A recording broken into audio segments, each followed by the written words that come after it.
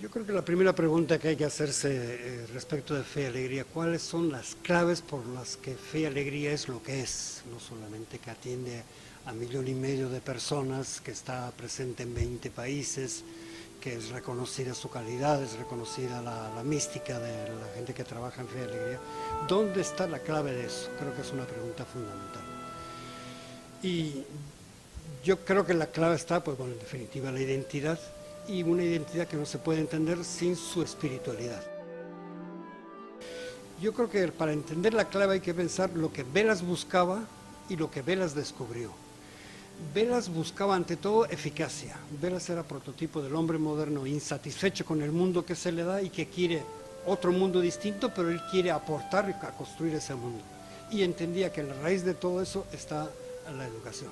Él se asombraba de que el mundo moderno tiene ahora ya capacidad de ofertar masivamente bienes y servicios que hasta no hace mucho eran privativos de unos poquiticos de la nobleza o de la burguesía. Y hoy en día nos está ofertando masivamente, incluso con empresas transnacionales, etc.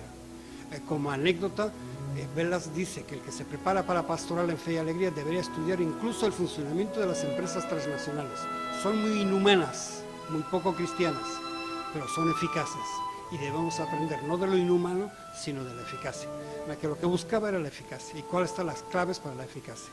Y su experiencia de aquellos primeros jóvenes con los que fue al barrio y cómo en ese encuentro de la modernidad de los jóvenes que se encuentran con las víctimas de esa modernidad que son el barrio marginal, en ese encuentro nace Fe y Alegría. ¿Y por qué nace? Bueno, porque Velas descubre que la gente que se compromete en eso se siente contento. Como dijo un compañero suyo, el padre Epifanio Labrador, que todavía vive, pues se hizo clásica su frase de que van con fe y regresan con alegría.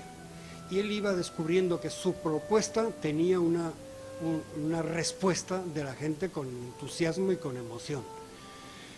Incluso a él, allá el 81, por ahí le preguntan cuáles son las claves de Fe y Alegría, y decía, nuestra propuesta tenía, es decir, encontraba una semilla germinal en todo corazón bien puesto y en toda inteligencia informada y racional. Por consiguiente, la clave está en el corazón de la gente.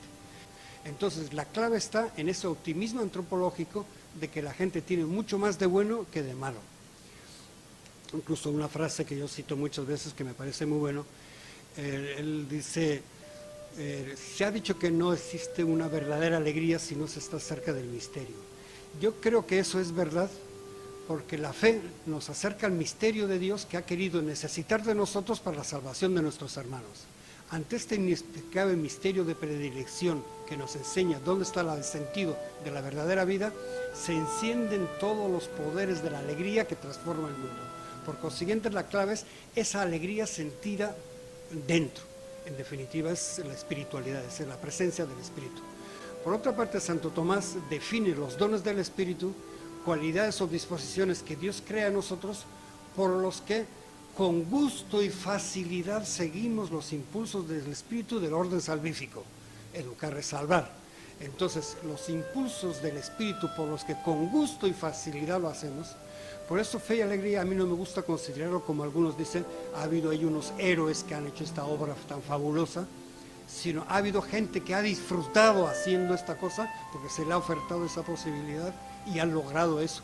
Y eso que podemos decir en los tiempos fundacionales, podemos aplicarlo también a lo largo de la historia, en tantos momentos de la historia de Fe y Alegría, en cada país, a nivel de la federación y la misma creación de la federación, etc. Ese fenómeno se ha ido y se sigue renovando. Yo diría más todavía, para los sociólogos, los carismas se institucionalizan, los movimientos se constituyen después en organización, puede convertirse en burocracia, etc. Creo que Fe y Alegría, con eso de que estás en la cercanía al pobre necesitado, que sería, digamos, como la clave, tiene capacidad, una organización que tiene capacidad de producir el espíritu del movimiento, es decir, una institucionalización que tiene capacidad de ir al origen de la institucionalización. Y esa primera experiencia de Velas y sus compañeros se sigue dando hoy. Uno ve, por ejemplo, pues en los trabajos de Secal, atendiendo a los muchachos de la esquina, muy cerca del tentaciones de delincuencia, etcétera, y de pronto descubren que la vida puede tener sentido, y el entusiasmo con que estos mismos muchachos, y muy particularmente la gente que hace Fe y Alegría, atendiendo a estos muchachos, viven con el mismo entusiasmo de los primeros tiempos de Fe y Alegría, el compromiso y el sentido que su vida tiene pues al servicio de eso. Por consiguiente, resumiendo, la clave está en la alegría descubierta en la fe que se compromete atendiendo al necesitado, porque es el misterio de Dios que ha necesitado de nosotros para salvar a nuestros hermanos. ¿Qué entendemos por espiritualidad? Ya Benjamín González Vuelta, que nos hizo ese servicio del librito que ha servido el proyecto de formación de educadores populares, en que habla de la espiritualidad más allá del asfalto, define la espiritualidad como vivir la vida según el Espíritu de Dios, o vivir la vida con el Espíritu de Dios, ese Espíritu que, como decía Santo Tomás, produce en nosotros gusto y facilidad para seguir pues, en este camino. Por consiguiente, pues yo creo que lo que hay que entender es vivir con el Espíritu, y eso no es una cosa mística, es decir, lo que a mí me impresiona mucho es una conversación que puede ser muy apta para hablar a unas novicias de una congregación religiosa, resulta la respuesta técnica de lo que está buscando, que sea la Universidad de Harvard y 12 universidades latinoamericanas que trabajan en red, Social Knowledge Enterprise, no sé qué, Network, esa red, en esa red, buscando cuáles son las claves del éxito organizacional e institucional de Fe y Alegría. Pues la respuesta que le tienes que dar es la que puedes decir en definitiva, y puede sonar una plática que le das a unas novicias. Bueno, pues ahí está como el núcleo fundamental de la espiritualidad. Y por eso la espiritualidad en Fe y Alegría es vivir precisamente con gozo y alegría aquello que está haciendo.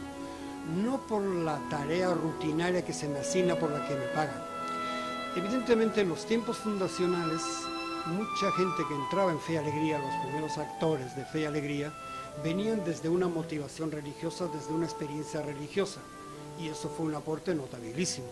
Hoy en día, los que entran en Fe y Alegría no vienen desde ese mundo, vienen por su vocación de educadores, porque estudiaron educación, necesitan trabajar, buscan un trabajo y encontraron en Fe y Alegría.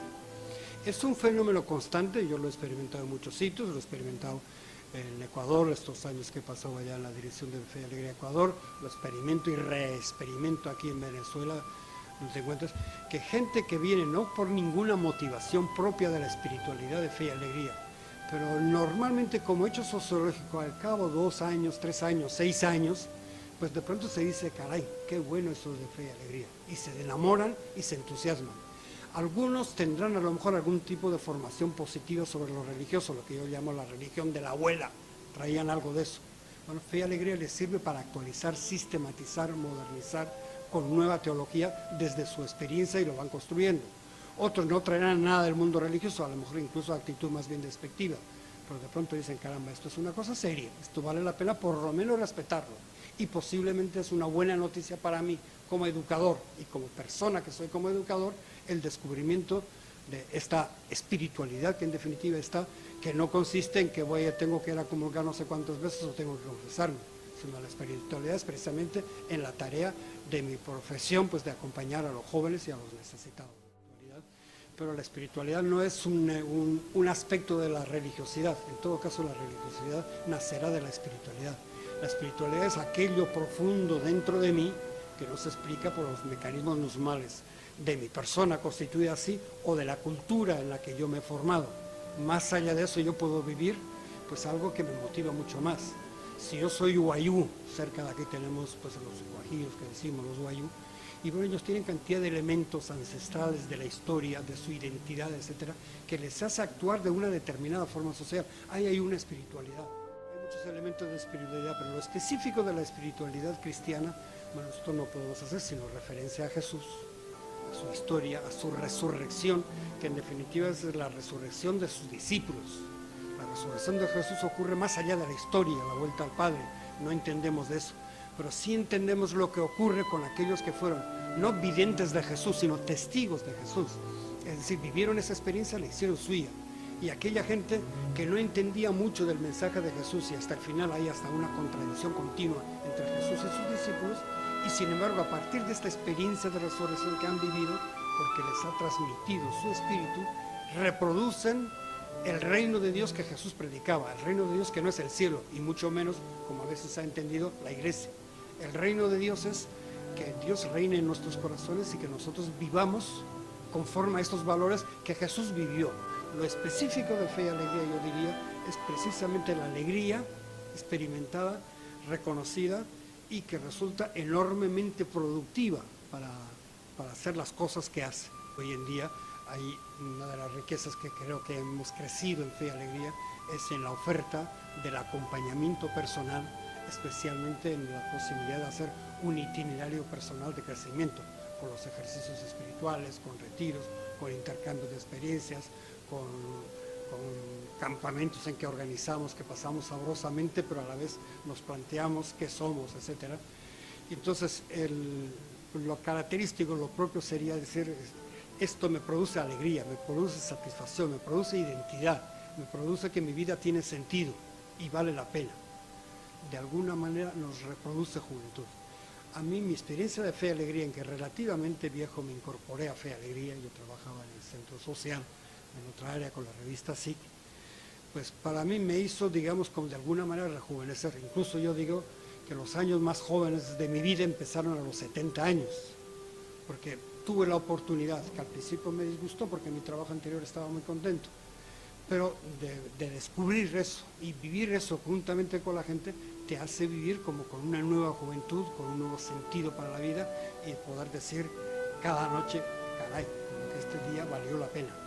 Es cierto que habrá noches en que digas que no puedes dormir porque tienes una preocupación de algún problema, o hay noches en que te acuestas demasiado cansado sin pensar siquiera qué es lo que ha pasado en el día.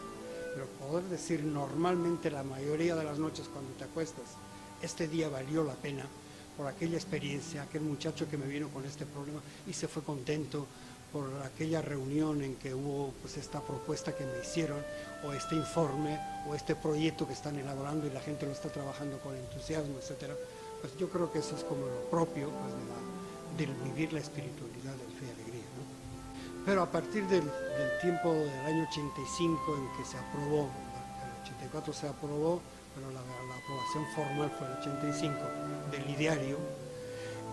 La aprobación, digamos, informal primera se tuvo todavía con la presencia de Velas, la última vez que Velas participó en un congreso internacional en San Javier del Valle, aquí en Mérida, y al año siguiente en El Salvador, en la reunión ya se votó y se aprobó con los aportes que a lo largo del año se habían sumado, ¿no? Cuando ahí hablaba de educación popular, simplemente era como un supuesto obvio: si estás trabajando con los pobres, es popular.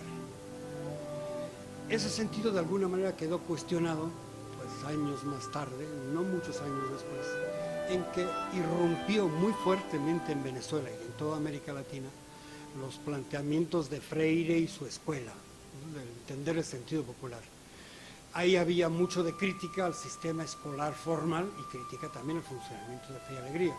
Y en Fe y Alegría yo podría decir que soy testigo de que hubo crisis en gente que trabajaba en nuestras escuelas, porque los planteamientos de Freire iban más a la educación de adultos, era miedo a dar contenidos como educación bancaria, la dimensión política de la educación, la propuesta concientizadora, la organización comunitaria, etc.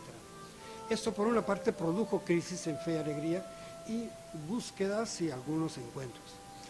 Lo que es como muy curioso y muy bonito es que la evolución de estos planteamientos que supusieron su crisis, recuerdo que se planteó que los principios fundamentales que se plantean en lo que se llama educación popular, en el sentido freireano, etcétera, pues son válidos para nuestro sistema educativo escolar. ¿Y qué nos aporta para que revisemos nuestra educación formal? Porque nuestra gran fortaleza era la gran red que teníamos ya de escuelas. Y yo creo que un aporte de Fe y Alegría a la educación en América Latina es precisamente integrar muy dinámicamente, muy honestamente, muy críticamente los planteamientos de Freire desde la educación de los adultos, desde la educación política, concientizadora, de saber que estás para transformar la sociedad. Para Velas era un dogma y explícitamente lo dice Fe y Alegría, no nació para crear una red de escuelas. Fe y Alegría nació para transformar la sociedad a través de la educación.